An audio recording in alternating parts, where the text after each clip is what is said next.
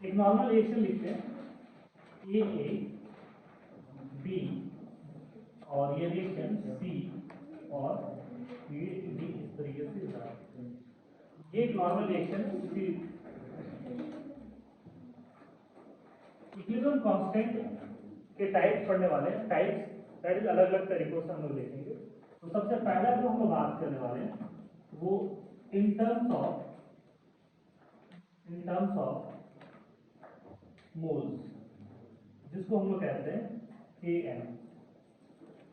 In terms of अगर moles अगर हम लोग यहाँ पर देखें तो Kn will be equal to equilibrium constant क्या होता है, तो that is the concentration of product divided by concentration of reactant.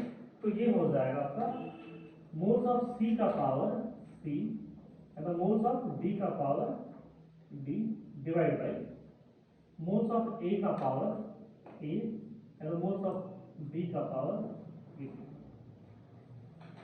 तो ये Kn that is equilibrium constant in terms of moles के बारे में होता है। सेकेंड वन है इन टर्म्स ऑफ कंसंट्रेशन, और कंसंट्रेशन के टर्म्स में अगर लिखते हैं तो Kc कहते हैं। कंसंट्रेशन के टर्म्स में Kc होगा और Kc will be equal to concentration that is mole per litre. तो C को हम लोग इस तरीके से लिखेंगे C का पावर C, D का power D divide by E का पावर E एंड B का पावर D। ये इन terms of concentration. Third one that is in terms of partial pressure. In terms of partial pressure और हम लोग यहाँ पे ले रहे हैं Kp। Basically it is applicable for the gases system. Partial pressure कभी भी सॉलिड या लिक्विड का नहीं होता, तो हम लोग गैसेस के लिए अप्लाई करेंगे पार्शियल प्रेशर। तो पार्शियल प्रेशर के लिए अगर Kp की बात करें तो in terms of partial pressure होगा तो Kp will be equal to C अगर गैस के फॉर्म में है तो पार्शियल प्रेशर ऑफ C का पावर क्या हो जाएगा C, partial pressure of D का power D, partial pressure of A का power A and the partial pressure of B का power B। And the last one that is in terms of mole fraction, in terms of mole fraction तो Kx कहते हैं। तो Kx की अगर हम लोग बात करें it will be equal to mole fraction of C का power C into mole fraction of D का power D, mole fraction of A का पावर A और mole fraction of B का पावर B। तो ये टोटल 4 इक्विलिब्रियम कांस्टेंट के यहाँ पे टाइप्स हैं और ये हमारे सिलेबस में जिसमें सबसे ज्यादा आपको मिलेगा Kp और Kc। Km भी कम है, इवन एनसीईआरटी में ये मेंशन में नहीं है और मोल फ्रैक्शन भी मेंशन में ये है, लेकिन सबसे ज्यादा एप्लीकेशन जो होता है वो Kp Kc और इनका जो रिलेशन होता है वो Kn। अगर एक चीज सीख जाओगे तो फिर बाकी सारी चीजें आराम से कर लो। अगर हम यहाँ पे बात करें यूनिट का तो यूनिट क्या होगा, जैसे ये मोल्स का पावर C हो जाएगा, ये मोल्स का पावर D, मोल्स का पावर A और ये मोल्स का पावर B। तो इसका जो यूनिट होगा Kc Kn का वो क्या हो जाएगा मोल का power C plus D minus A plus B होगा। एक बार सोचो, मान लो कि ये 2 मोल है और ये स्क्वायर में है, ये 3 मोल है क्यूब में है, तो यहाँ पर ये मोल का पावर क्या होता है, जो भी इसके स्क्वायर में ले जाओगे तो इस तरीके से, तो ऊपर निकल जाएगा C प्लस B और नीचे क्या हो जाएगा A B को ऐड करके माइनस कर दो, इसलिए C प्लस B। ये कंसंट्रेशन है, कंसंट्रेशन का यूनिट क्या होता है मोल पर लीटर। तो यहाँ पर भी हम लोग वही लिखेंगे मोल पर लीटर। ऊपर में यूनिट क्या हो जाएगा C प्लस D और यहाँ पर हाँ उसको लिख सकते हैं C plus D minus A plus. Kp in terms of partial pressure either हम लोग किस में ले सकते हैं, मोल्स में एटीएम या पास्कल के फॉर्म में। तो मान लो कि एटीएम के फॉर्म में लेके चल रहे हैं, एटीएम ये क्या हो जाएगा, C plus B minus A plus B होगा, यस। इस तरीके से हम लोग इसका क्या हो जाएगा, मोल फ्रैक्शन का यूनिटलेस, ये खुद यूनिटलेस है तो इसका कोई पावर नहीं होगा, तो इसका अपना कोई एक यूनिट नहीं होगा। तो ये डिफरेंट अलग अलग चीजें हैं और उसके बारे में हम लोग यहाँ पर देखें।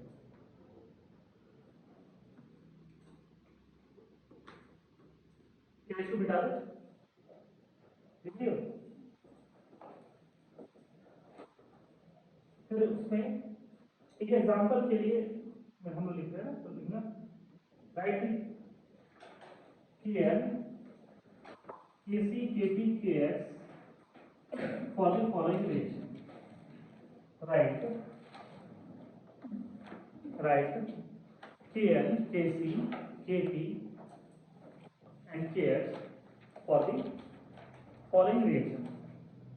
तो एक रिएक्शन जो यहाँ पर सिंपल सा रिएक्शन हम लोग यहाँ पे ले रहे हैं, N2 in form of gas, 3 in form of 3H2 in form of gas, और ये रिएक्शन करके 2NH3 का फॉर्मेशन होगा।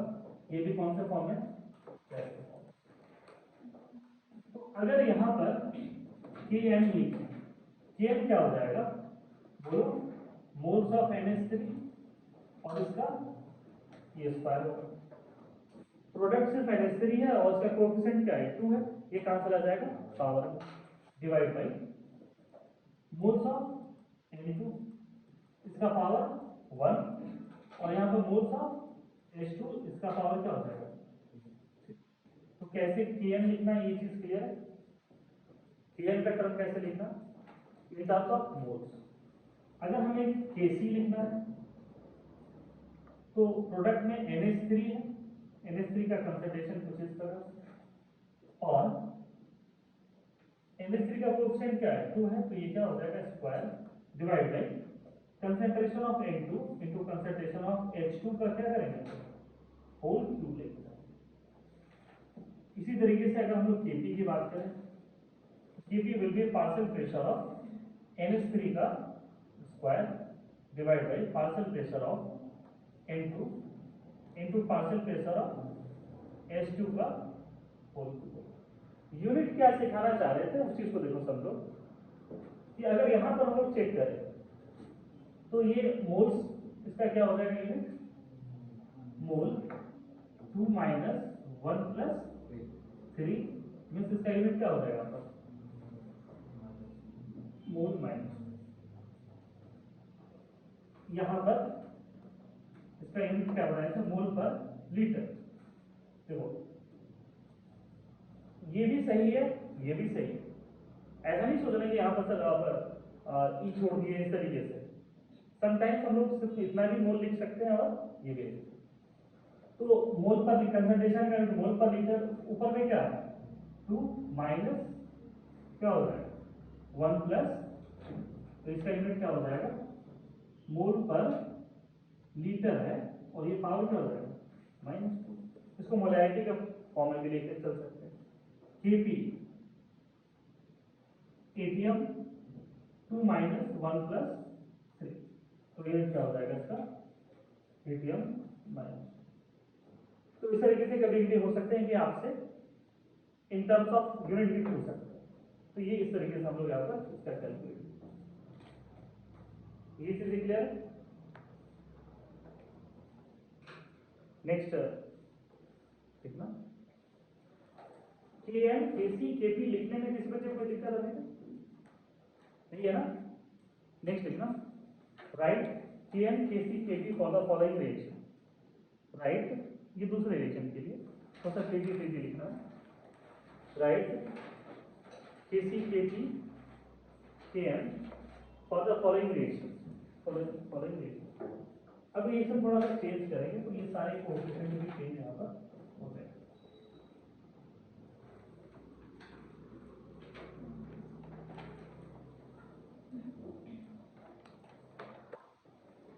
रिएक्शन देखो क्या चेंज कर रहे हैं, NH3 गैस के फॉर्म में, और ये डिसोसिएट हो रहा है half N2 gas and 3/2 H2 की बैलेंस रिएक्शन है, और इनका Kn कैसे इस तरीके से कैलकुलेट कर रहा है। तो Kn, अब इस केस में प्रोडक्ट क्या हो गया N2 और H2, तो यहाँ पर हम लोग लिखेंगे N2 का पावर क्या हो जाएगा, Kn है सॉरी, तो इसको मोल्स का टर्म लिखेंगे ना, तो ये मोल्स ऑफ N2, और इसका पावर क्या हो जाएगा इस बार, इसका पावर हो जाएगा हाफ, ये देखो क्योंकि ये कोएफिशिएंट पावर है। नाउ मोल्स ऑफ H2, इसका power 3/2 divide by moles of NH3, इसका पावर क्या है 1, इस बार यूनिट क्या हो जाएगा मोल हाफ प्लस 3/2 माइनस, यही हो जाएगा। नेक्स्ट केस, तो N2 का पावर 1/2, H2 का पावर 3/2, इस केस में N2 और H2 क्या है, प्रोडक्ट है, रिएक्टेंट NH3 है और इसका कोएफिशिएंट 1 है, तो सिंपली हम लोग लिख देंगे NH3। Kp in terms of partial pressure, तो P ऑफ क्या हो जाएगा N2 power 1/2, partial pressure of H2 का power 3/2 and the partial pressure of NH3 as it is. तो ये Kn, Kc, Kp के बारे में हम लोग यहाँ पर लिखें। तो इस तरीके से टर्म लिखना, basically product bye reactant, product का जो भी कोएफिशिएंट होगा वो उसके पावर में चला जाएगा, और रिएक्टेंट का है उसको भी लिख करके उसको पावर में लिखें। तो इस प्रकार से Kn, Kc, Kp हम लोग बस अभी लिखना सीखना है। बता दें इसको,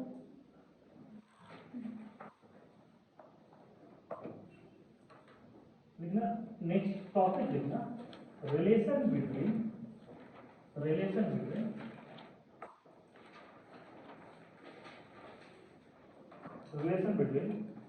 equilibrium constants, relation between equilibrium constants, मतलब अब हम लोग रिलेशन की बात करना चाह रहे हैं Kp, Kc, Kn, Kh इन सब।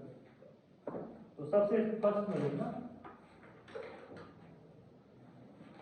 Kc and Kn, the relation between Kc and Kn, Kc और Kn के बीच में रिलेशन की अगर हम लोग बात करते हैं, तो Kc is equal to concentration of C का पावर C, D का पावर D, और A का पावर A, और D का पावर ये भी A होगा। कंसंट्रेशन इज इक्वल टू क्या होगा, concentration is equal two moles by volume होता है। तो इस टर्म को हम लोग ऐसे लिख सकते हैं, moles of C by V का power C। Similarly for D, moles of D by V का power Kp divide by moles of A का पावर V, और ये A, मोल्स ऑफ B का पावर V और बाय। तो equilibrium कभी भी कहां पर होता है, क्लोज वेसल में।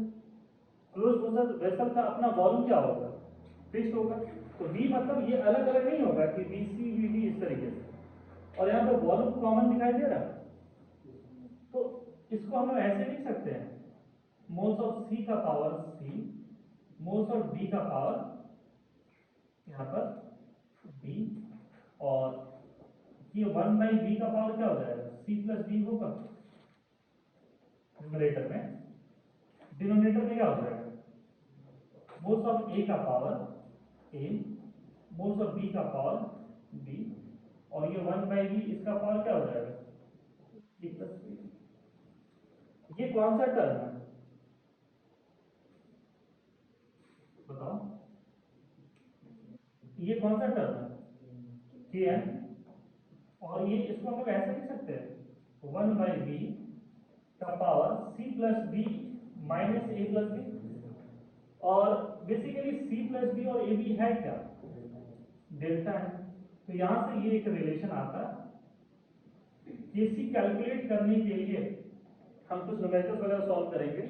तो नॉर्मली क्या होता है कि कंसंट्रेशन करके बनाते हैं, इसमें न्यूमेरिकल हमेशा आपका लेंथी बनेगा। तो ये चीजें ना करके हम लोग कोशिश करते हैं KC equal to K N one by V का डेल्टा ये इंडिकेट करते हैं। कोई दिक्कत लिखो।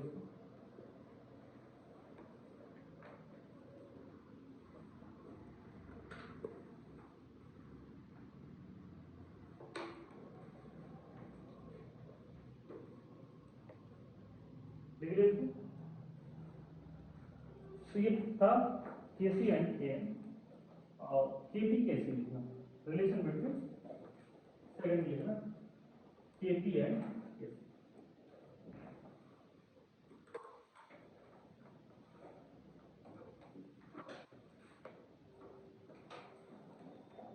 Relation between KC from the ideal classification PV equal to क्या होता है एनआरटी। तो P इक्वल टू क्या लिख सकते हैं N by V R T, और P इक्वल टू क्या होता है कुछ ऐसा होगा। तो हम लोग Kp लिखते हैं, Kp is equal to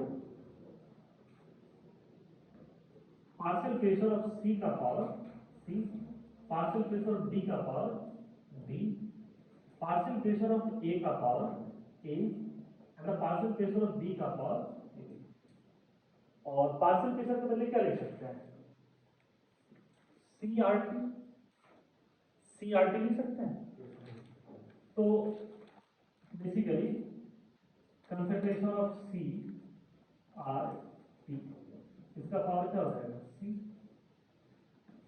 concentration of D R T, इसका power D, divide by concentration of A RT का power A and the concentration of B RT का power। अगर R is universal gas constant तो सभी cases में R बराबर होगा। दूसरा, जब रिएक्शन कर रहे हैं तो टेम्परेचर भी जो A के लिए होगा वही B के लिए होगा। मान लो कॉमन वेसल में अगर हम रिएक्शन करते हैं, जो टेम्परेचर A का होगा वही क्या होगा B का, C का और D का। मान लो इस क्लासरूम का जो टेम्परेचर है अगर इस बच्चे के लिए है तो लास्ट बच्चे में बैठे उनके लिए वही सेम टेम्परेचर होगा। तो यहां से RT क्या है कांस्टेंट, तो इसको अगर हम लोग बाहर निकाल ले तो कंसंट्रेशन ऑफ C का पावर C, D का power D divide bye E का पावर A एंड B का पावर B, ऊपर में क्या हो जाएगा देखो तो RT का पावर C प्लस D, और ये क्या हो जाएगा ए प्लस बी होगा। आर टी कॉमन लिए सी प्लस बी ऊपर में, नीचे भी क्या हो जाएगा R T common A plus B, ऊपर जाकर के ये माइनस हो जाएगा। तो यहाँ पर आपके एनसीईआरटी में डायरेक्ट ये फॉर्मूला दिया हो, डेरिवेशन नहीं दिया हो। केपी और ये कौन सा टर्म है केसी, केपी केसी आर टी क्या हो जाएगा डेल्टा एन, और ये जी जी इसलिए लिख रहे हैं क्योंकि KP is applicable only for the gases system, ये सिर्फ गैसेस के लिए एप्लीकेबल है, ये गैसेस के लिए एप्लीकेबल। तो the relation between KP KC is equal to RT का पावर डेल्टा एन। क्लियर है?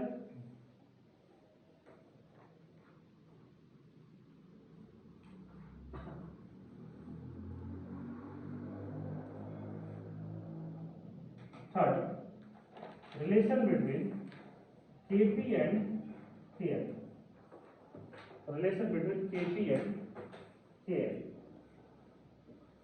तो हम लोग को ये चीजें पता है कि partial pressure is equal to mole fraction into P total. ये Dalton law of partial pressure में एक हम पढ़ा चुका है, partial pressure is equal to mole fraction into P total. तो अगर केपी की बात करें तो केपी किसके बराबर होगा partial pressure of C, partial pressure of C का पावर सी, डी का power D, partial pressure of A का power A and partial fraction of B का पावर। पार्शियल फ्रैक्शन को क्या लिख सकते हैं, mole fraction into total fraction, yes no. और मोल फ्रैक्शन को क्या लिख सकते हैं, जो भी मोल्स ऑफ सब्सटेंस होगा डिवाइड बाय एन टोटल, और ये पी टोटल लिख सकते हैं। Mole fraction is moles of particular gas by total moles into क्या होता है, P total.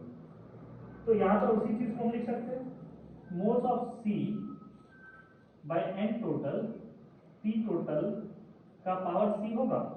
Partial pressure of C is equal to क्या है, moles of C by N total and P total इसका power C. Next, moles of T by N total, P total इसका power क्या हो जाएगा, D. Similarly partial pressure of A will be moles of A by N total, P total का power ए हो जाएगा। और partial pressure of B will be moles of B by N total, P total इसका power क्या हो जाएगा बताओ, A B के साथ। P total by N total constant दिखाई दे रहा है, P total by N total. तो इसको हम लोग ऐसे लिख सकते हैं, मोल्स ऑफ सी का power C, moles of D का power D, moles of A का power A and moles of B का पावर बी। और finally P total by N total इसका power C plus D minus A plus B. तो P total by N total common ले लो तो ऊपर में सी प्लस क्या हो जाएगा, D divide by A plus B. तो फाइनली इसको हम लिख सकते हैं, P total by N total is equal to C plus D minus A plus B. और उसको हम फाइनली क्या लिखते हैं, तो लिख देते हैं एकदम बढ़ा करके, डेल्टा एन की हम लिखना चाह रहे थे, ये कुछ ऐसा। ये टर्म क्या है, के एन। तो finally K P is equal to K N, P total by N total का पावर डेल्टा एन। ये फॉर्मूला सिर्फ आपको स्टैंडर्ड बुक में मिलेगा, आपको एवरेज बिलो एवरेज बुक में ये फॉर्मूला नहीं मिलने वाला। जो स्टैंडर्ड बुक में जैसे एटकिंस है, सिंगेज है, वो इसमें ही मिलेगा। और ये फॉर्मूला इतना इंपॉर्टेंट है कि ली चैटलर प्रिंसिपल के मैक्सिमम क्वेश्चन इससे बनते हैं। ली चैटलर प्रिंसिपल पढ़े होंगे, कुछ हवा नहीं लगा होगा, नाम भी पहले हो सकता है पहली बार सुने होंगे, लेकिन ली चैटलर प्रिंसिपल एकदम आसान तरीके से समझा देंगे कि कैसे हम लोग कैलकुलेट करते हैं। तो वो इसी फॉर्मूला से आसानी से कैलकुलेट हो। तो ये एक रिलेशन समझ में आपको, केपी केसी, केपी केएन और केएन के, लिख लिया इसको, बता दें।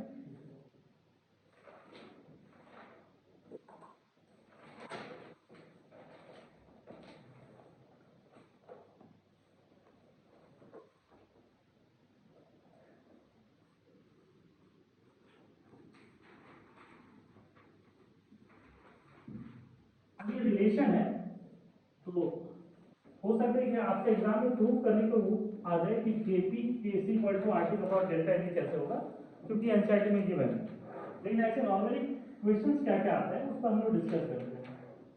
तो अभी हम आपको फिर पहले क्या बताएं कि केसी is equal to K N 1 by V का पावर क्या होता है, डेल्टा एन, यस नो। तो यहाँ पर हम आपसे पूछ रहे हैं कि एट व्हाट कंडीशन लिखना, at what condition KC and KN will be equal, KC KN equal कब होंगे, at what condition KC and KN will be equal. चलो बताओ, हाँ जब डेल्टा एन क्या हो जाए, 0। फॉर एग्जाम्पल देखो एक ऐसा क्वेश्चन कराते हैं, H2 प्लस I2 ये कन्वर्ट किसमें हो रहा, 2HI। तो मोल्स ऑफ प्रोडक्ट क्या है, 2, और रिएक्टेंट क्या है, 1 मोल ये और 1 मोल। तो डेल्टा एन ऐसे कैलकुलेट करते हैं, moles of product is 2 minus 1 plus 1 equal to 0। तो अगर डेल्टा एन 0 हो जाए तो केसी विल बी इक्वल टू क्या हो जाएगा, के। एंड दूसरा वॉल्यूम क्या होता है। तो इन दोनों कंडीशन पर Kc एंड Kn बराबर होते हैं। और ये तुम्हें न्यूमेरिकल बनाने में बहुत हेल्प करेंगे। Kn निकालना सबसे आसान है और Kc में क्या होगा, कैलकुलेशन बढ़ेगा। तो अगर कहीं आपको दिख जाए कि वॉल्यूम 1 लीटर है तो Kn निकाल लो, वही Kc हो जाएगा। क्या डेल्टा Ng 0 आ जाए तो फिर उस तरीके से हम लोग कैलकुलेट करेंगे। तो पहला रिलेशन क्लियर है, यस नो। सेकेंड आते हैं हम लोग, क्या आपको पढ़ाया है, Kp is equal to Kc RT delta N। तो at what condition Kp will be equal to Kc। Kp equal to Kc कब होगा, जब डेल्टा Ng क्या होता है 0। देखो ऊपर वाला केस, अगर डेल्टा Ng 0 हो जाए तो Kp will be equal to क्या हो जाएगा Kc। दूसरा RT इज इक्वल टू क्या होता है 1, T is equal to 1/r। हो सकता है कि ये ऑप्शन है सर। और हम R के बदले क्या बताएं आपको, R इज इक्वल टू 0.0821 और इसको बोले थे कि 1/12 ले लेने के लिए, तो 1/r किसके बराबर आ जाएगा 12 केल्विन। मतलब what ever the value of delta Ng, अगर 12 केल्विन पर रिएक्शन किए तो क्या हो जाएगा Kp will be equal to Kc। तो ये सब छोटे छोटे कंडीशन है और ये ध्यान रखना होगा।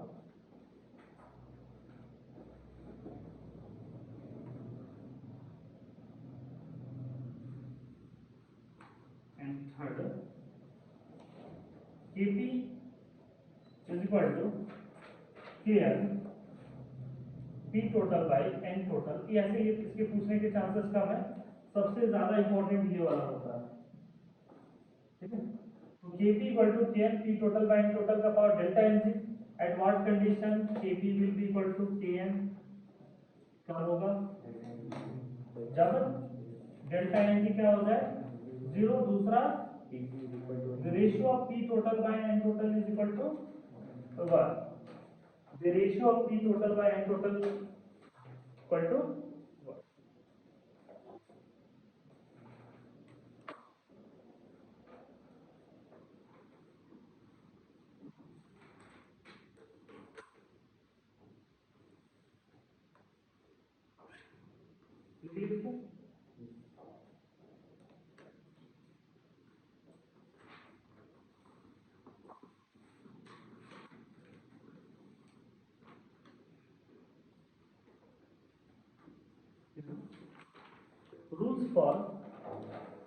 Rules for the writing, rules for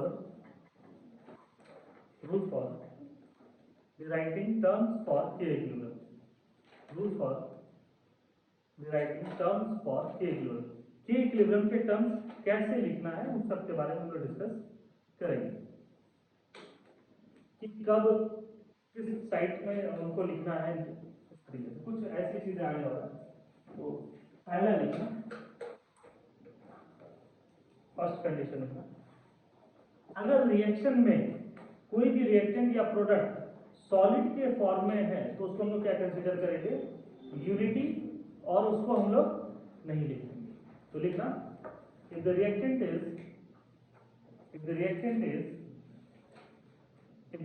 is in form of, लिखना है लास्ट क्लास में हो गया यस नो, क्योंकि सब 20 बच्चे हैं ना, पहले भी किए हुए हैं।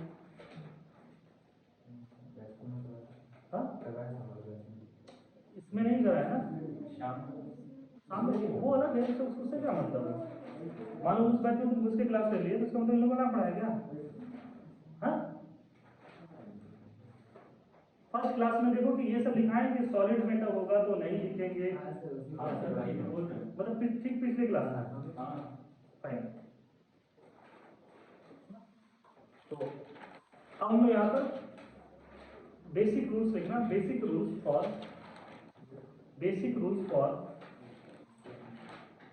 K equilibrium and K equilibrium, basic rules for K equilibrium and stoichiometry. ये तो नहीं करा है. Basic rules for K equilibrium and stoichiometry. Stoichiometry में डिफरेंस लाने पर क्या क्या चीजें होता है उसके बारे में. तो अभी लिखना है, पहले समझो इस बात को. कोई एक रिएक्शन है ए से बी की तरफ जा रहा है, तो इसका K इक्विलिब्रियम क्या होगा बताओ तो. Concentration of B by concentration of A होगा. B is the product, A is the reactant. हम पहला रूल क्या बताना चाह रहे हैं कि अगर रिएक्शन को रिवर्स कर दे, कोई एक ऐसा रिएक्शन है जिसको हम रिवर्स कर दे, तो जो नया K इक्विलिब्रियम होगा वो किसके बराबर होगा. Concentration of A by concentration of B. और ये किसके बराबर है, 1 बाय K इक्विलिब्रियम होगा. देखो तो हम यहाँ पर एक पहला रूल क्या बताना चाह रहे हैं कि अगर किसी रिएक्शन को रिवर्स कर दिए तो K इक्विलिब्रियम जो होगा नया वाला वो पुराने का रेसिप्रोकल. तो पहला रूल लिखना, if you reverse a chemical reaction, if you reverse a chemical reaction, if you reverse a chemical reaction, then the new K equilibrium, then the new K equilibrium will be, the new K equilibrium will be the reciprocal of, new K equilibrium will be reciprocal of original reaction, or reciprocal of original reaction. ये इस चीज को लिख लो. ये original reaction है, reverse कर दिए, K equilibrium कहां चला गया उसके reciprocal.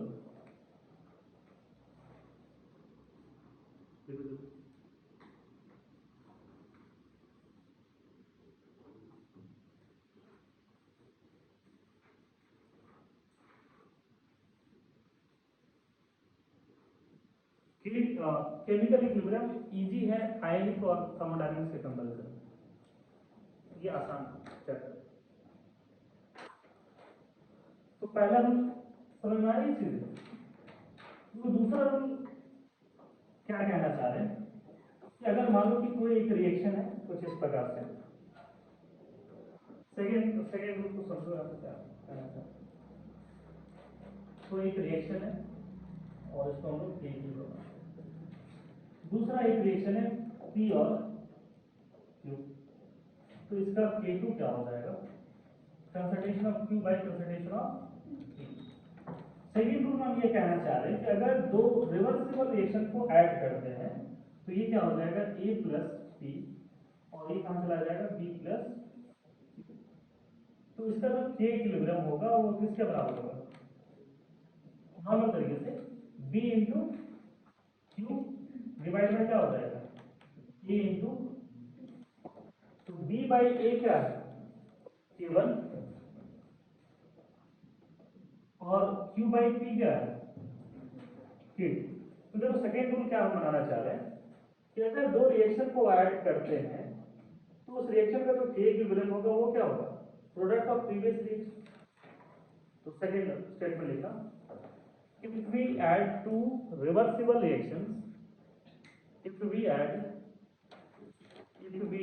two reversible reactions, then the new K equilibrium,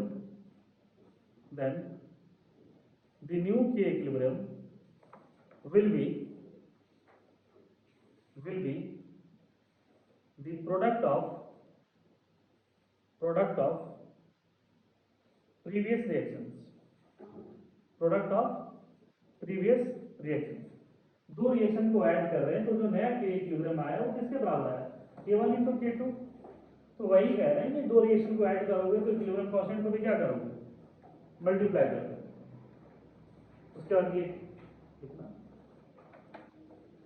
ये कुछ इसी प्रकार की चीजें हम लोग थर्मोकेमिस्ट्री में पढ़े थे. रिएक्शन रिवर्स कर रहे थे तो वहां पर मैग्नीट्यूड सेम रहा था, साइन चेंज कर जा रहा था. दो रिएक्शन को ऐड कर रहे थे, एंथैल्पी ऐड कर रहे थे. और किसी नंबर से मल्टीप्लाई कर रहे थे तो एंथैल्पी को मल्टीप्लाई करना पड़ता था। तो 3 रिएक्शन थर्मोकेमिस्ट्री में पढ़े थे और 3 रिएक्शन रूल यहाँ पर बेसिक पढ़ेंगे के इक्विलिब्रियम के।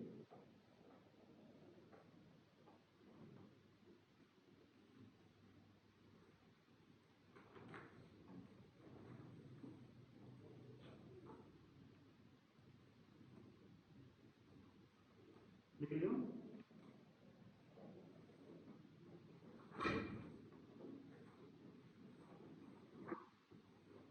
थर्ड एंड लास्ट रूल देखो क्या कहना चाह रहे हैं कि अगर कोई एक रिएक्शन है जैसे ए से बी ज्यादा और ये रिएक्शन,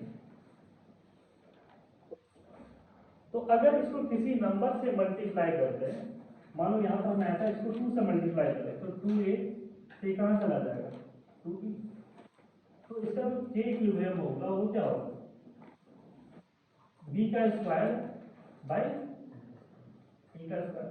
ये बेसिकली क्या हो गया k1 का स्क्वायर होगा। अगर मान लो इस रिएक्शन को हाफ से मल्टीप्लाई करें तो क्या हो जाएगा a/2 और ये क्या होगा b/2। तो यहां पर जो के इक्विलिब्रियम की बात करेंगे ये क्या हो जाएगा कंसंट्रेशन ऑफ b का पावर 1/2 और कंसंट्रेशन ऑफ a का पावर क्या हो जाएगा 1/2। इसको ऐसे भी लिख सकते थे 1/2 a और ये 1/2। तो ये है क्या k1 का पावर 1/2। तो देखो थर्ड रूल क्या सिखाना चाह रहे हैं कि अगर किसी भी रिएक्शन को एक नंबर से मल्टीप्लाई करते हैं सेम नंबर उसका कहां चला जाएगा पावर में।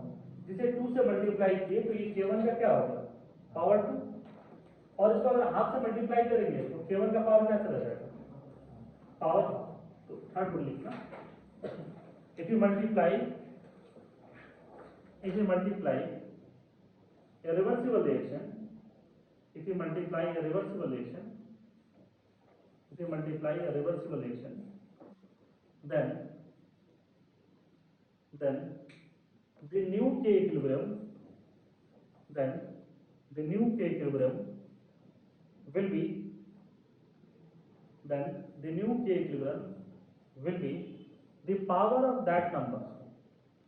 उस नंबर का क्या हो जाएगा पावर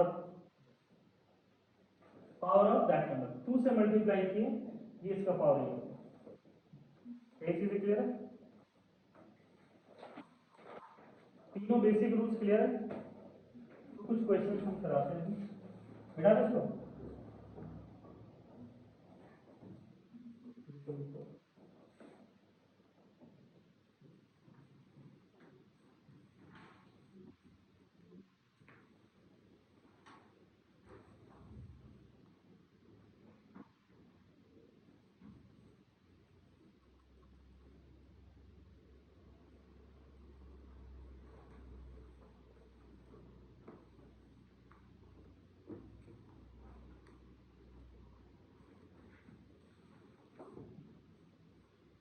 कोई हाइपोथेटिकल क्वेश्चन कराते हैं, छोटे छोटे क्वेश्चन कराते हैं। मान लो कि कोई एक रिएक्शन है ए से 2b तक और c का वैल्यू इसका 100 है और दूसरा रिएक्शन है 2c से 4d का और k इक्विलिब्रियम इसका मान लो 64। पहला आपको बताना है कि 2a से 4b जाएगा तो इसका k इक्विलिब्रियम क्या होगा। हाँ 2a से 4b जाएगा तो k इक्विलिब्रियम क्या हो जाएगा। इस रिएक्शन को हम क्या करेंगे 2 से मल्टीप्लाई करेंगे तो k इक्विलिब्रियम भी क्या हो जाएगा 100 का पावर 2 ये क्या हो जाएगा। समझ में आई चीज। सेकंड हम ये पूछ रहे हैं कि 2b से या b से a/2 जाता है तो k इक्विलिब्रियम क्या होगा।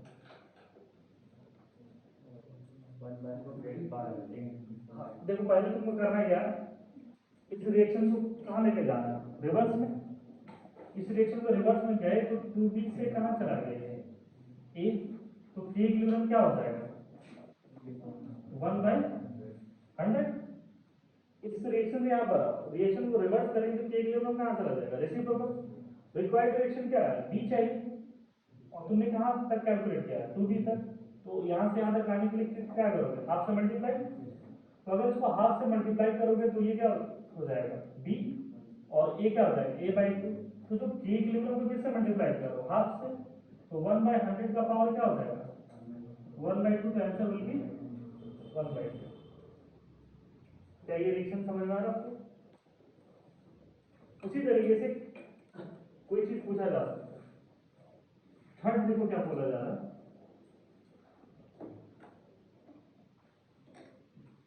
टू डी प्लस 2b और c प्लस a/2 का वैल्यू बताना। कोई एक ऐसा रिएक्शन है 2d 2b, तो हमने जो गिवन रिएक्शन लिया वो 2d किस साइड है प्रोडक्ट में, यहाँ किस साइड है रिएक्टेंट में। तो क्या करोगे इसको रिवर्स, तो इसको रिवर्स किए तो 4d से कहाँ चला गया 2c, k इक्विलिब्रियम क्या हो जाएगा इसका 1/64 होगा। तुमको चाहिए क्या 2d, तो हाफ से मल्टीप्लाई करोगे तो ये क्या हो जाएगा 2d से c 1/64 का पावर क्या हो जाएगा 1/2। तो ये आ गया तुम्हारा एक टर्म आ गया। दूसरा तुमको क्या चाहिए 2b, इस रिएक्शन को क्या करोगे रिवर्स कर दो, तो 2b से ये कहाँ जा रहा है एक, तो k इक्विलिब्रियम क्या हो जाएगा 1/100। अब इन दोनों रिएक्शन को ऐड करो तो फाइनल क्या आ रहा है 2d प्लस 2b, इधर से क्या आ रहा है c प्लस e/2, यहाँ पर 2b से ये e होगा।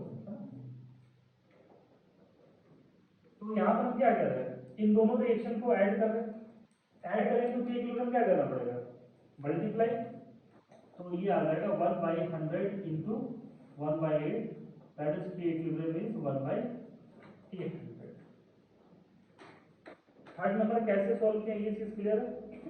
तो ऐसे क्वेश्चन मिलेंगे आपको बहुत सारा, एनएसटी की किताब में भी मिलेगा या किसी भी कोचिंग के मटेरियल में मिलेगा।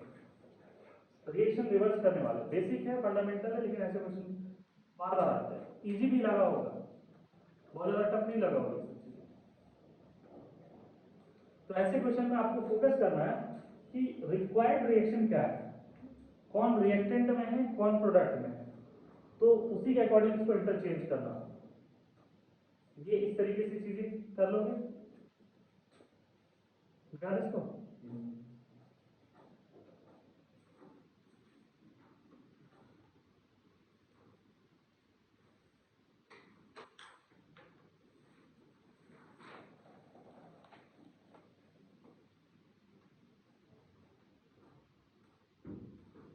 नेक्स्ट एकदम reaction quotient, reaction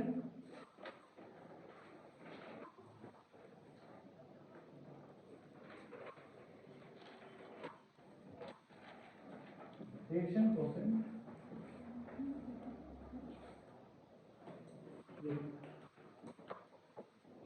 it helps to determine it helps to determine it helps to determine the direction of it helps to determine the direction of reaction, it helps to determine direction of reaction। ये reaction किस direction में जाएगा ये उस चीज के बारे में बात कर रहा है। रिएक्शन क्वोशिएंट और k इक्विलिब्रियम में डिफरेंस क्या है, ये जो रिएक्शन क्वोशिएंट है ये बिफोर इक्विलिब्रियम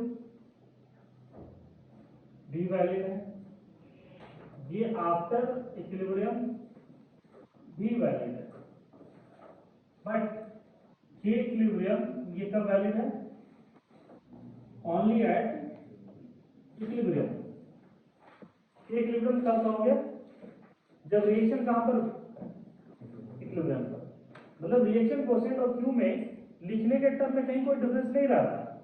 अगर क्यू भी लिखना होगा तो वैसे ही लिखेंगे, concentration of product and concentration of reactant. अगर मान लो कि नॉर्मल रिएक्शंस का लिखना है तो वहां पर भी ऐसे ही लिखेंगे, C का पावर C, D का पावर D, E का पावर A एंड B का पावर B।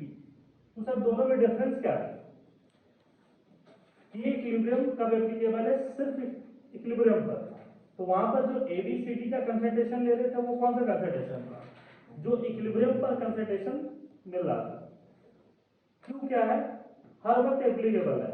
तो किसी भी इंस्टेंट में इक्विलिब्रियम फॉर्म करने से पहले, इक्विलिब्रियम फॉर्म करने के बाद जो भी पर्टिकुलर कंसंट्रेशन होगा उसकी वैल्यू को वहां पर हम लोग कैलकुलेट करेंगे। यही क्या होता है क्यू। रिएक्शन कोसेंट और के इक्विलिब्रियम में डिफरेंस समझना है ये चीज, मतलब ये हमेशा एप्लीकेबल है। और जो पहला क्लास अटेंड किए होंगे उनको हम ये बताए नहीं होंगे, इसको हम कहते हैं कि LIC की तरह होता है ना, जिंदगी के साथ भी और जिंदगी के बाद भी। मतलब Q is applicable before the equilibrium and even after the equilibrium. तो ये उस तरीके से हम लोग बात कर रहे हैं। और मेडिक्लेम कब एप्लीकेबल होता है? जब कोई हॉस्पिटल में एडमिट होता है, दैट इज के इक्विलिब्रियम कब एप्लीकेबल होगा? जब इक्विलिब्रियम पर। इस तरीके से तो उसी चीज के बारे में हम लोग अब देखेंगे कि सर ये डायरेक्शन कैसे बताता है। तो डायरेक्शन देखो, यहाँ पर एक चीज हम बात करते हैं कि मानो कि ये तुम्हारा घर, ये ट्यूशन सेंटर, तो ये तुम्हारे लिए यही क्या हो गया? इक्विलिब्रियम हो गया। घर से जैसे अगर निकले तो किस पोजीशन पे पहुंचे, तो ड्राइवर को क्या बोलोगे? थोड़ा और आगे लेके चलो। मतलब पहली बार ड्राइवर आता तो क्या बोलोगे? मतलब टुवर्ड इक्विलिब्रियम। तो उसको क्या कह रहे हो? Forward direction. मान लो कि ऐसा है, ये पहला केस है। दूसरा केस में है कि तुम इसको क्रॉस करके आगे चले गए, अब तुम इसको क्या बोलोगे? वापस आओ। तो क्यूसी इसी प्रकार से डायरेक्शन बताता है। क्यूसी इसी प्रकार से क्या होता है? डायरेक्शन बताता है। तो लिखना पहले लिखो, फिर समझाते हैं इसको। as equilibrium is the most stable form of any reaction, as equilibrium is the most stable form of any reaction, so the equilibrium will try, so the equilibrium will try so the reaction will try to achieve equilibrium। हमेशा वो कोशिश करेगा कि हम क्या करें? Equilibrium achieve करें।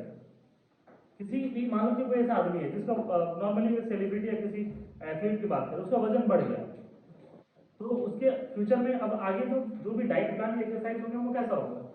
Weight lose करने का। वो कहाँ आना चाह रहा? बैकवर्ड। वो क्या करना चाह रहा? बोलो, बैकवर्ड आना चाह रहा, अपना वेट लूज करना चाह रहा। मान लो कोई ऐसा आदमी है जिसका वजन क्या है, मान लो बीमार वगैरह हो गया तो वजन कम हो गया, तो अगला जो अब उसके कुछ दिनों का जो डाइट प्लान या एक्सरसाइज है वो कैसा होगा? फॉरवर्ड होगा, दैट इज वेट गेन करने का। इसलिए क्योंकि उसने अपने क्या किया, एक इक्विलिब्रियम पॉइंट को फिक्स कर दिया कि भाई ये इतना इक्विलिब्रियम पॉइंट होगा, तो दैट इज ये हमारा स्टेबल फॉर्म।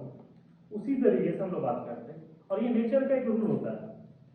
जैसे है, कोई एक आदमी गया अभी और मान लो कि उसे कुछ फाइनेंशियल लॉस हो गया, जुआ खेल लिया, कैसीनो में चला गया, तो क्या हो गया? फाइनेंशियल लॉस हो गया। तो उसके अगले कुछ दिन की एक्टिविटी कैसा होगा? मनी सेविंग का, सो दैट कि उस पैसे तक क्या है? पहुंच जाए। मान लो दूसरा केस में ऐसा है कि वो लॉटरी में कुछ पैसे जीत गया, उसको कुछ पैसे मिल गया, मान लो वो नानी घर गया और उससे बहुत सारे पैसे मिल गए, तो अब उसके अगली कुछ दिन की एक्टिविटी कैसा होगा? खर्च करने का। फिर कहाँ आना चाहेगा वो? इक्विलिब्रियम में फिर से भीख मंगे की तरह फिर से उसी पोजीशन पर आना चाहे।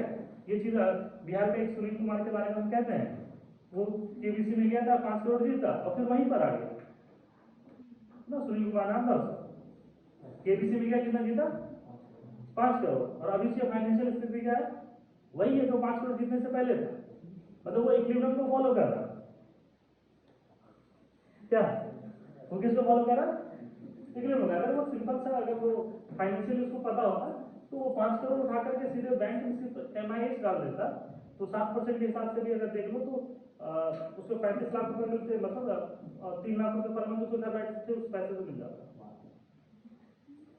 कुछ नहीं करना, वो 5 करोड़ लेना है और उसको MIS में डाल देना, और MIS में डाल देगा तो उसको मान के चलो 7% भी अगर इंटरेस्ट जोड़ोगे तो 35 लाख रुपए होगा, 35 लाख को 12 में डिवाइड कर दो, 3 लाख रुपए। अभी कुछ लोग करते हैं फाइनेंशियल स्टेबिलिटी के लिए कि पैसे कमाए MIS में डाल दिए, और जो सैलरी वाले पर्सन नहीं है तो वो क्या करेंगे, उनको सैलरी आ रहा है उसी तरीके से। तो लेकिन जिसको इक्विलिब्रियम में जाना है वो क्या करेगा, पैसा उड़ाएगा। तो उसी तरीके से हम लोग रिएक्शन कोएफिशिएंट के बारे में भी वही चीज कहते हैं। अब समझो कि किसी रिएक्शन की बात करते हैं, वो A से B की तरफ जाना चाह रहा है, A से B की तरफ जाना चाह रहा है, और मान लो कि ये उसका क्या है, इक्विलिब्रियम पॉइंट पर। तो अगर Q का वैल्यू कम है K से, K इक्विलिब्रियम है, मान लो Q है और K से कम की वैल्यू है, Q एक ऑब्जर्व्ड वैल्यू है किसी भी इंस्टेंट पर। अगर Q का वैल्यू K इक्विलिब्रियम से कम आ जाए तो वो किस, मतलब इसका मतलब है कि Q का वैल्यू यहाँ पर है, अब वो किस डायरेक्शन में जाना चाहेगा बताओ, forward to achieve the equilibrium. तो if Q is less than K, अगर K से कम है तो रिएक्शन किस डायरेक्शन में जाना चाहेगा, फॉरवर्ड में। क्यों, क्योंकि K इक्विलिब्रियम सबसे मोस्ट स्टेबल फॉर्म, ये क्या है उसका सबसे स्टेबल फॉर्म। अगर ऐसा है कि मान लो वो जाते हैं क्या और उससे आगे निकल गया, अब अगर वो आगे निकल गया इसका मतलब Q का वैल्यू जो है वो किससे ज्यादा हो गया, K से। अब वो क्या करेगा, रिवर्स आएगा। तो इस केस में कौन सा रिएक्शन होगा, तो तुमको ये पता चलता है ना कि कब मनी सेविंग करना है और कब खर्च करना है। क्यों, इक्विलिब्रियम में लाने के लिए। जैसे कभी कभी नहीं 2-3 दिन एंजॉय कर लिए तो पता चलता है बहुत एंजॉय कर लिया, पढ़ना चाहिए, तो इक्विलिब्रियम अचीव करने के लिए रिवर्स में। अब एक जैसे एग्जाम चल रहा है तो अभी तुम लोग खूब पढ़ रहे हो, तो पढ़ रहे हो तो फिर तुमको ऐसा फील आ रहा होगा कि हमको कुछ आराम करना चाहिए। जैसे आज ही एक 11th की स्टूडेंट मेरे पास आई, वो बोली कि सर एग्जाम के बाद एक सप्ताह क्लास बंद कर दीजिएगा। बोले क्यों, तो सर सोएंगे। मतलब उसको पता था कि भाई एग्जाम खत्म होगा हम क्लास फिर 11th के रिवीजन स्टार्ट करेंगे। तो वो एक्चुअली क्या है, वो भी बहुत बेचारी बहुत पढ़ रही है, तो वो कहाँ जाना चाह रही है, इक्विलिब्रियम, कि सर एक हफ्ते की छुट्टी दीजिएगा, हमने कहीं बाहर जाना है, तो नहीं सर सोना है। तो वो फिर से रिचार्ज होगी तो फिर से 12th का पढ़ाई उसका स्टार्ट हो जाएगा। तो ये रिएक्शन कोएफिशिएंट वाली चीजें क्लियर है। और अगर मानो कि Q इक्वल टू क्या आ जाए तो कहाँ जाएगा, फॉरवर्ड जाएगा बैकवर्ड जाएगा, कहीं नहीं जाएगा। क्या मतलब ये कहाँ पर आ गया, एट इक्विलिब्रियम पर आ गया, है ना, ये क्या हो गया, एट इक्विलिब्रियम। तो रिएक्शन कोएफिशिएंट किस प्रकार से डायरेक्शन बताता है, ये चीज क्लियर है। अगर Q का वैल्यू K इक्विलिब्रियम से कम हो, फॉरवर्ड, उससे आगे निकल गया तो बैकवर्ड, और ये केस में नहीं मिलेगा आपको, क्योंकि ये केस आता है तभी तो इक्विलिब्रियम कहते हैं। रिएक्शन कोएफिशिएंट वाली चीजें क्लियर है। जैसे कभी ऐसा हो सकता है कि तुम Q कैलकुलेट किए तो 2 × 10⁻³ आ गया, और मानो कि K इक्विलिब्रियम उसका गिवन है 1.5 × 10⁻²। ये तुम कभी भी कैलकुलेट करोगे, ये कभी भी गिवन होगा, और तुमसे पूछा जाएगा predict the direction of reaction, तो Q बड़ा है या K इक्विलिब्रियम बड़ा है, K इक्विलिब्रियम बड़ा, मतलब ये छोटा है, तो ये किधर किधर जाना चाहेगा, इसकी तरफ, तो रिएक्शन कैसा होगा, फॉरवर्ड। तो ये रिएक्शन वाला पार्ट क्लियर है, हाँ। तो यही K इक्विलिब्रियम में ऐसे क्वेश्चन आएगा कि Q आपको कैलकुलेट करना कैसे, तो concentration of product by the reactant and K equilibrium given होगा, कंपेयर करना है, और इस केस में ये क्या हो जाएगा, फॉरवर्ड रिएक्शन। और अगर मान लो कि ऐसा है कि Q अगला केस में ऐसा है कुछ 3 × 10⁻², तो इस केस में ये जो Q की वैल्यू है इससे क्या होगा ज्यादा, तो ये कौन सा रिएक्शन होगा, यहाँ पर ये बैकवर्ड डायरेक्शन होगा। तो ये इक्विलिब्रियम जो है पढ़ाने में थोड़ा सा अच्छा लगता है क्योंकि टफ टॉपिक भी है और प्रैक्टिकली बच्चा समझता है सब कुछ कि कौन फॉरवर्ड जाएगा कौन बैकवर्ड जाएगा किस तरीके से। तुम लोग का काम हो गया? हाँ, सेमेस्टर हो गया, सारा हो गया।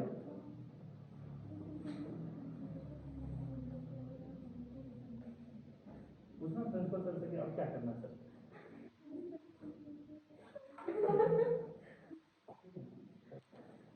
अभी तुम्हारे स्कूल में जो मैनेजमेंट है जो हमारा फ्रेंड है प्रिंसिपल भी मुझे सजेशन देते हैं आगे कुछ करना है तो वैसे कर। अभी वही लोग लेते पहले हमारे साथ वो पीटीजी में थे हमारे कलीग। तो एप्लीकेशन ऑफ रिएक्शन क्वेश्चन देखना application of reaction question application of reaction question इसी को कहते हैं ली चैटलर्स प्रिंसिपल।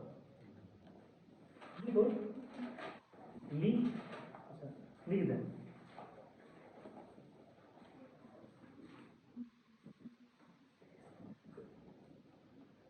ली चैटलर्स प्रिंसिपल। इतना मजेदार टॉपिक है ना कि एक बार से एनसीईआरटी जाकर पढ़ लेना अच्छा। ली चैटलर्स प्रिंसिपल देखो ये क्या कहता है कि अगर इक्विलिब्रियम को ये बहुत नेचुरल वे में है ये सब समझ में आता है तो बदमाश बच्चे उसको ज्यादा अच्छे समझ में आ गया टॉपिक। ली चैटलर प्रिंसिपल क्या कहता है कि अगर इक्विलिब्रियम को हम डिस्टर्ब करेंगे करते हैं ऐसा नहीं है कि इक्विलिब्रियम डिस्टर्ब नहीं होगा बात को समझ में आता है। अगर इक्विलिब्रियम को डिस्टर्ब करते हैं तो रिएक्शन उस डायरेक्शन में जाना चाहेगा कि फिर से हम क्या करें इक्विलिब्रियम अचीव करें। मान लो कोई ऐसे बच्चा है जिसको जरूरत से 2-3 दिन के लिए कहीं बाहर लेके चले गए जब उनका घर वापसी होगा तो वो 2-3 दिन पढ़ने में बैठ जाएंगे क्या मेरा इतना दिन छुट्टियां तो हम पढ़ेंगे दैट इज वो क्या कर रहे हैं बैलेंस कर रहे हैं। कुछ बच्चे हैं 2-3 दिन लगातार रेगुलर पढ़ लिए अब पहले 2 दिन चलेंगे नहीं अब चलिए बाहर क्योंकि फ्लो हो रहा है ना तो ओवरफ्लो हो जाएगा तो दिक्कत है। तो ली चैटलर प्रिंसिपल यही कहता है कि अगर इक्विलिब्रियम को किसी भी एक्सटर्नल चीजों से हम डिस्टर्ब करते हैं तो रिएक्शन उस डायरेक्शन में जाना चाहेगा कि फिर से वो इक्विलिब्रियम अचीव कर ले। Is it clear? इसलिए तुम्हारा इक्विलिब्रियम क्या है आपस में बात करना हल्ला करना इस तरीके से उसमें तुम ज्यादा कंफर्टेबल हो as compare to silent. Yes और नो? तो अभी जब तक क्लास में है तो कोशिश करो कि हम बात ना करें लेकिन जैसे क्लास से हम बाहर चले जाए तुम लोग कौन से स्टेट में आ जाओगे इक्विलिब्रियम स्टेट में आ जाओगे। फिर हम वापस आ गए तो तुम्हारे इक्विलिब्रियम को क्या कर दिया डिस्टर्ब कर दिए और फिर जैसे बाहर निकले फिर तुम इक्विलिब्रियम पर आ गए। तो मतलब कभी भी कोई चीजें क्या चाहता है कि हम किस में रहे इक्विलिब्रियम पर क्योंकि इक्विलिब्रियम क्या है सबसे मोस्ट स्टेबल फॉर्म है उस रिएक्शन का याद रहेगा। तो ली चैटलर प्रिंसिपल भी वही कहता है कि अगर रिएक्शन डिस्टर्ब होता है तो उस डायरेक्शन में आना चाहेगा कि फिर से वो इक्विलिब्रियम क्या करे अचीव कर ले। मालूम कि किसी का कंसंट्रेशन कम हो गया तो वो अपना कंसंट्रेशन बढ़ाने का काम करने लगेगा किसी का कंसंट्रेशन बढ़ गया वो क्या करेगा कम करने का कोशिश करने लगेगा। तो लिखना if equilibrium is disturbed by if equilibrium is disturbed by if equilibrium is disturbed by external effect external effects है ना ब्रैकेट में लिखो pressure pressure comma volume comma change in concentration comma change in concentration comma change in concentration addition of substances कोई भी चीज add कर दें addition of substances and so on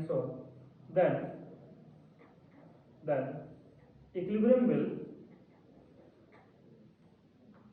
equilibrium will try to move, and the equilibrium will या reaction will है ना, equilibrium में slash करके ब्रैकेट में लिखो रिएक्शन विल लिखो ना, reaction will try to move in that direction to achieve equilibrium once again. वो फिर से इक्विलिब्रियम क्या कर रहे हैं, अचीव कर रहे हैं। मतलब कोई आदमी अमीर बन जाए तो इक्विलिब्रियम अचीव करने के लिए क्या करेगा,